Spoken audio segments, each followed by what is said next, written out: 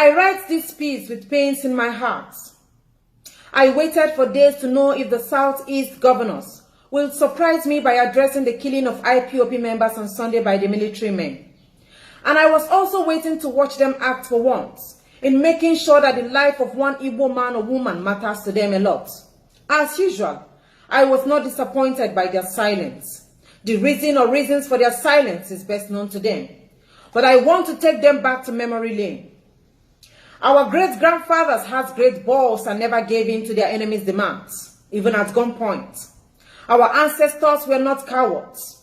Our grandfathers were brave, courageous, and never ran away in the face of war. Because as it stands now, they are waging war against the Igbos in Nigeria. But it is very disturbing that our elders are still shying away from their responsibilities in ensuring the lives and interests of the people is protected.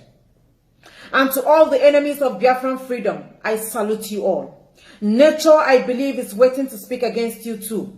Ohaneze Ndigbo, I know that by now you should be very conversant with the word karma. Karma is visiting you individually. That I am very sure of. And to the Southeastern governors, the blood of the innocent you watch die will come for vengeance. And lastly, to all the saboteurs in Igbo land, your individual punishment will visit you unexpectedly, just like hurricane and tsunami. Wait for it. Boko Haram that has killed millions of people were never proscribed by the northern leaders and their governors. Instead, they are pampered, treated like kings, and are also given a second chance to exist amongst us. According to them, they are repentant Boko Haram. Meanwhile, IPOB youth with just flags in their hands, peace in their hearts, truth in their mouth, with no arms, only asking for just one request: freedom from the bondage of Nigeria. We are proscribed by our own fathers and brothers, the North, the Southeast governors, and Ohaneze Ndigbo. A Hausa Fulani governor refuses to see Boko Haram as a terrorist organization. A senator from the North never saw Fulani herdsmen that carries AK-47 and constantly raping our mothers in the farm and slitting our fathers' throats. They were never tagged criminals, let alone a terrorist group. But the Southeastern governors that you all moved to vote for under the hot sun during elections joined hands together, signed a paper, and proscribed us as terrorists. Except God is no longer God, these governors will not be spared by the wrath of God. And for the military men that derives joy in killing IPOB members and other innocent lives, their blood will forever stain your doorstep. That I am very sure of. I want to ask the population that makes up the Southeast for a favor. And what favor is that? I want my people to know that there is no government that can work effectively and efficiently without the people's support. That is to say, you are the government, and without you, your governors will never exist in any government house. Also, without you, the masses, there won't be any police or army existence. Speaking in one voice has helped many nations to succeed and to survive. We will all have to stand up and speak in one mind for once. Number one, we must speak against the Southeastern governors. Hold each of them accountable for misappropriating public funds. If possible, call them out without fear or favor. You can use Abia State, Enugu State, Imo State, Ebonyi State, Anambra as a case study.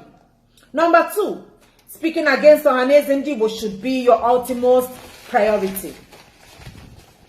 How else do you want me to tell you, my people, that no Southeast governor have your interest at heart?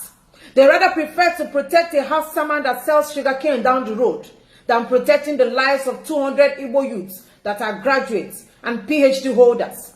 That is the weight of the hatred they have for you. They killed unarmed IPOB members unjustly, and my fellow Igbo men and women full of wickedness in their hearts.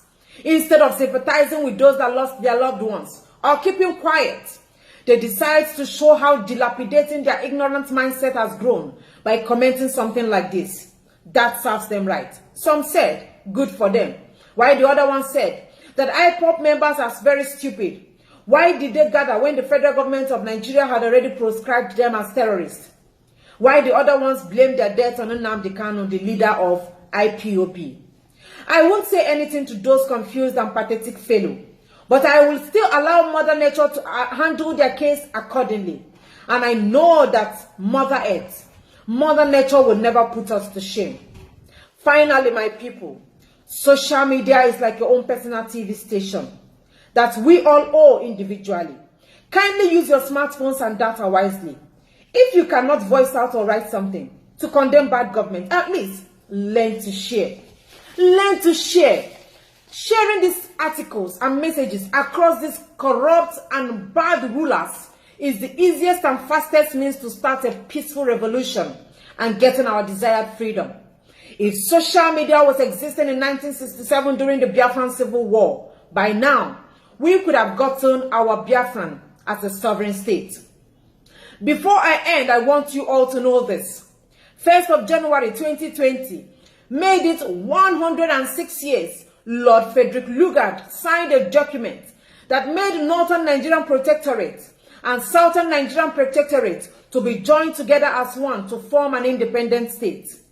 1st October 2020 will make it exactly 60 years of Nigeria gaining our independence in 1960. Listen up, everyone. Nigeria has failed you for 60 years. Listen up again. Nigeria has failed you all for 60 years. The rulers in Nigeria have deceived all of you for 60 years. That is 6 decades. Now hear this unfortunate, ugly truth from me. No government in Nigeria can give you steady electricity. No government in Nigeria can give jobs to the youth. No government in Nigeria can practice full democracy when autocracy system of government makes them happy. No government in Nigeria will fight to protect human rights, which includes lives and properties. No government in Nigeria can give you accessible roads.